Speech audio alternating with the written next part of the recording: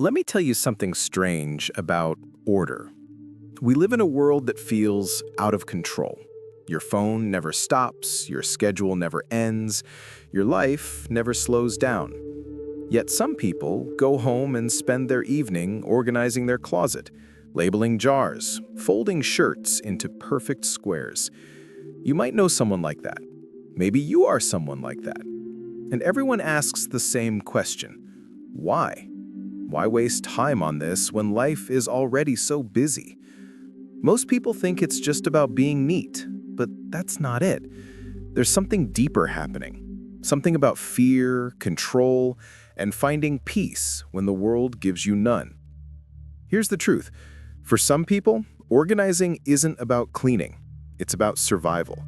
It's the one thing they can control when everything else is chaos. Because modern life is designed to overwhelm you. Work demands more, news gets louder, everyone expects you to do 10 things at once. And slowly, you lose the feeling that anything is really yours to decide. Except your home. You can't control your boss, you can't control traffic, you can't control what happens tomorrow.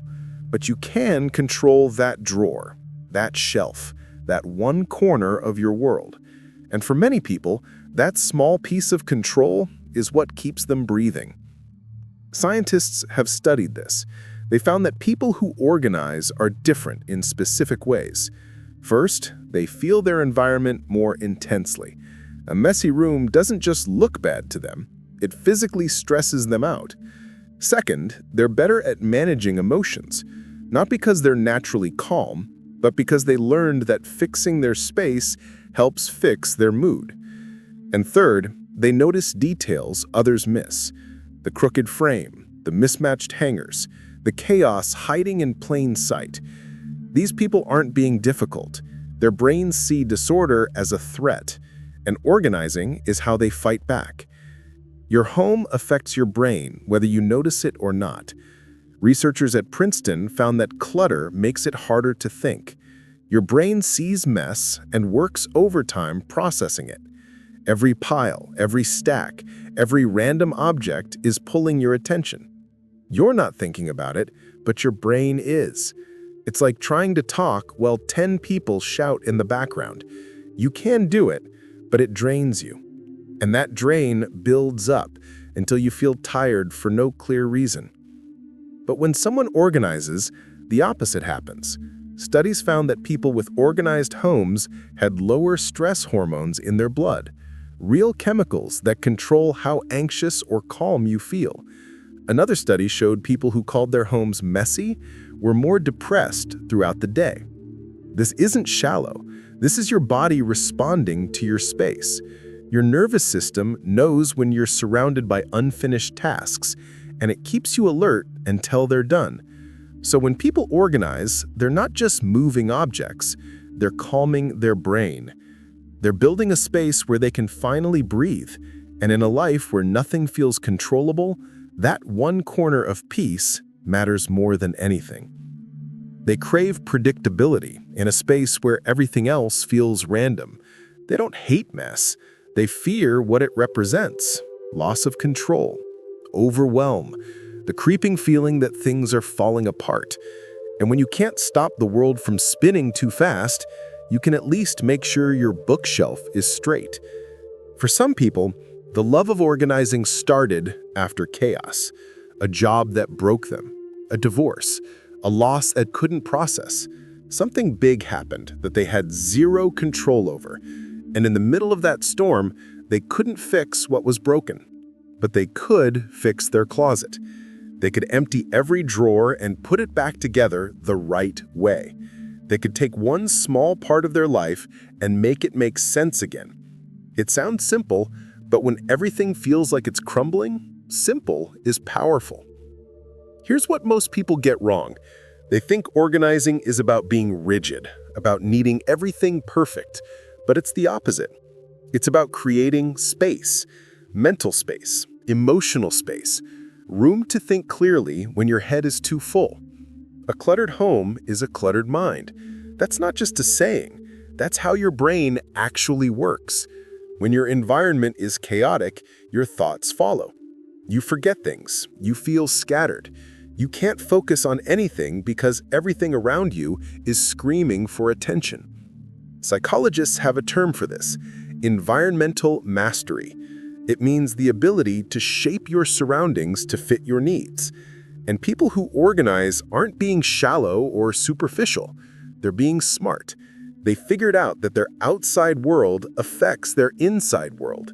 That when the kitchen is clean, decisions feel easier. That when the bedroom is calm, sleep comes faster. That when there's a place for everything, there's finally space to just exist without constant mental noise. There's something almost spiritual about it. Walking into a room and feeling your shoulders drop. Opening a drawer and finding exactly what you need without digging. Sitting down without having to move a pile of stuff first. These aren't small things. They're moments of relief in a life that rarely gives you any. And people who love organizing have learned this lesson the hard way. When your external world is out of control, your internal world follows. But when you create order on the outside, calm starts seeping back in. Not all at once, but slowly, one organized drawer at a time. Think about it. When was the last time you walked into your home and felt like it truly reflected who you are? Not who you're trying to be, not the version of yourself you show at work or online, but who you actually are. For most people, the answer is never, because we don't build our spaces intentionally. We just let things accumulate. We buy furniture because it was on sale. We keep stuff because we might need it someday. We live in spaces that feel like storage units instead of homes. And then we wonder why we never feel quite at peace there. That disconnect isn't natural. It's what happens when you're moving too fast to notice, when you're buying things you don't need, with money you don't have, to impress people you don't like. When you're so focused on surviving that you forget to ask a simple question: does this space actually serve me? Does it reflect what I value? Or is it just a collection of random objects I've never bothered to think about? People who love organizing start asking these questions, and the answers change everything. They stop keeping books they'll never read just because it looks smart. They stop holding onto clothes that don't fit just because they spent money on them. They stop filling their space with things that mean nothing and start surrounding themselves with things that do. It's not about minimalism or following some trend. It's about alignment, about making sure the life you're living on the outside matches the person you are on the inside. Psychologists call this congruence, when your outer life matches your inner values, when what you say, what you do, and where you live all point in the same direction. And most people don't have that. They say they value peace, but live in chaos. They say they want simplicity, but own way too much stuff.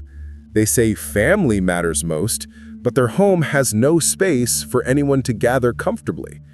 The disconnect creates stress they can't even name, a feeling that something's off, but they don't know what. Organizing fixes that, not because it's magic, but because it forces you to make decisions about what stays and what goes, what matters and what doesn't, what kind of life you actually want to live versus the one you've been drifting through. And when someone finally creates that alignment, something shifts. They walk into their bedroom and feel recognized by it. They open their closet and see their actual style instead of a graveyard of past mistakes. They use their kitchen and it works with them instead of against them. There's a quiet freedom in that, in opening a drawer and finding exactly what you need without digging through junk, in looking around your living room and feeling proud instead of embarrassed, in inviting someone over without spending 2 hours hiding your real life. That's not materialism. That's not vanity. That's self-respect. It's saying my space matters because I matter. My environment should support me, not drain me. And I deserve to live somewhere that feels like home instead of a place I'm just passing through. You know what's fascinating? The moment someone finishes organizing a space, something shifts in their brain. The room suddenly feels bigger. Colors look brighter. They take a deeper breath without even meaning to. It's not just satisfaction, it's chemistry. Because organizing does something physical to your brain that most people don't realize. Every time you complete an organizing task, your brain releases dopamine.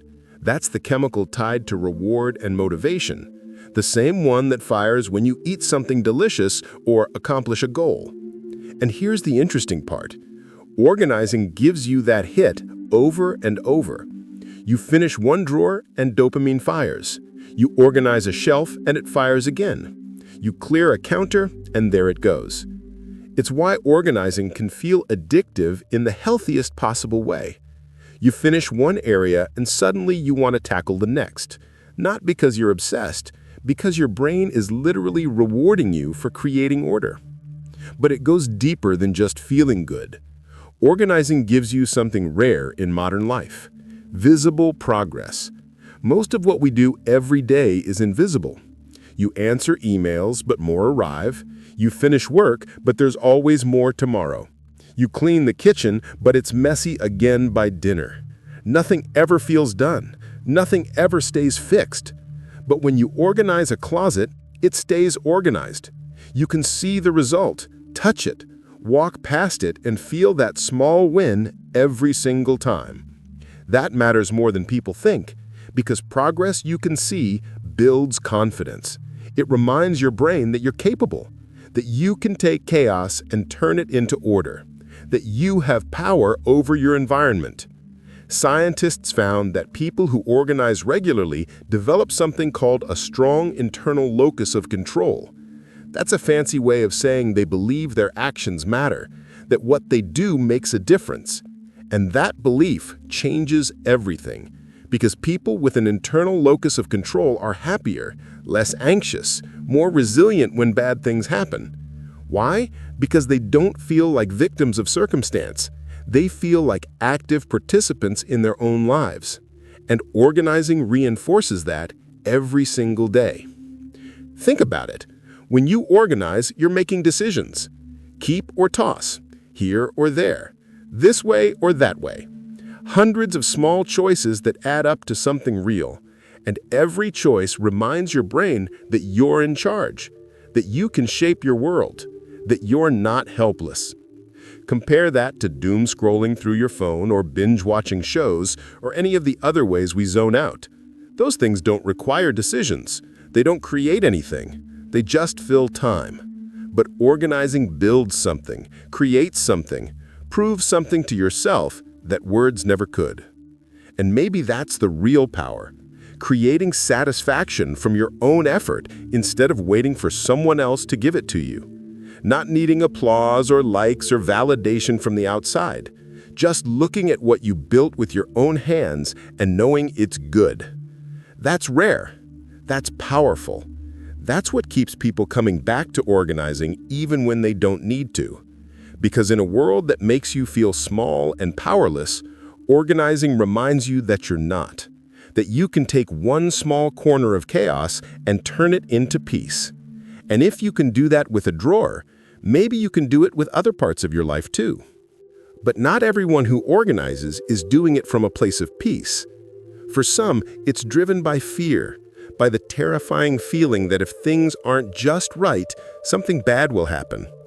That's when organizing stops being helpful and starts becoming a prison. There's a fine line between organizing for calm and organizing from compulsion. One frees you, the other traps you. One says, "This feels good, I'll stop when I'm done." The other says, "It's not perfect yet, I have to keep going." And the difference matters. Because when organizing becomes about perfection instead of peace, it stops serving you. You start serving it. You can see it in how someone reacts when things get messy. Do they calmly put it back, or do they panic? Do they adjust and move on? Or does their whole day fall apart because someone moved their labeled container? That's the warning sign. when organizing stops being a tool and becomes a rule you can't break. When you can't relax in your own home because you're constantly monitoring if everything is still in place.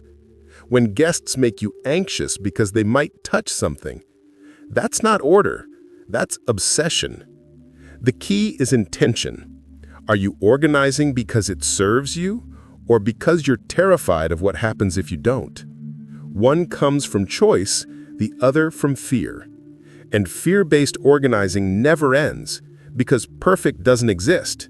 There's always one more thing to fix, one more drawer to redo, one more system to create. And you end up exhausted, chasing something you'll never catch. People who truly love organizing know when to stop. They understand that good enough is often better than perfect, because the goal isn't a showroom. It's a life you can actually live in. A home where you can cook without worrying about mess, where kids can play without you hovering, where you can exist without constantly performing maintenance on your space.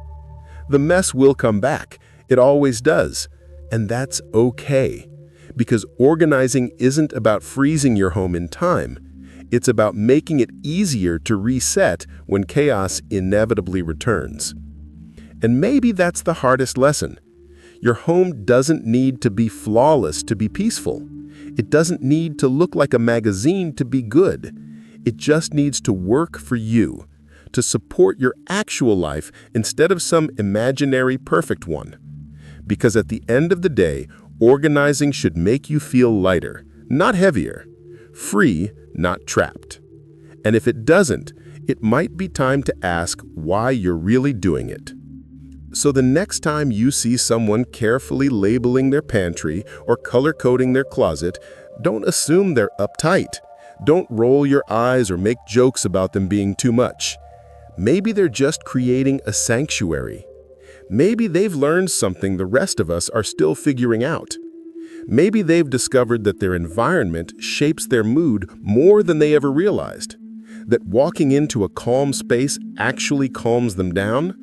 That seeing order on the outside helps create order on the inside. It sounds simple, almost too simple, but simple doesn't mean wrong. Maybe they know that organizing isn't about impressing anyone. It's not about perfection or showing off for proving they have their life together.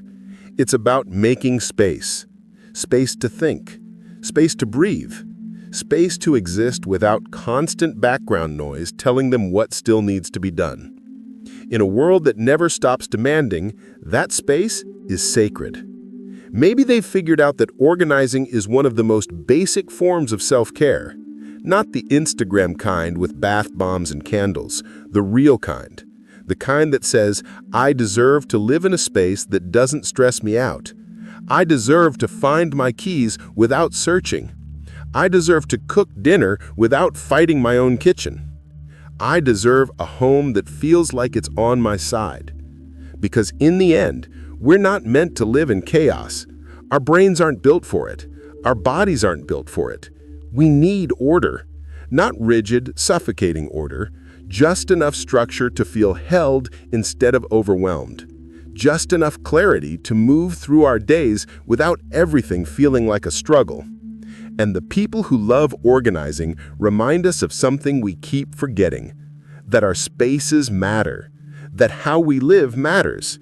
That the small act of putting things where they belong isn't silly or shallow or a waste of time. It's one of the most powerful things we can do for ourselves. Because when you organize your home, you're not just moving objects around. You're telling yourself that you matter. That your peace matters.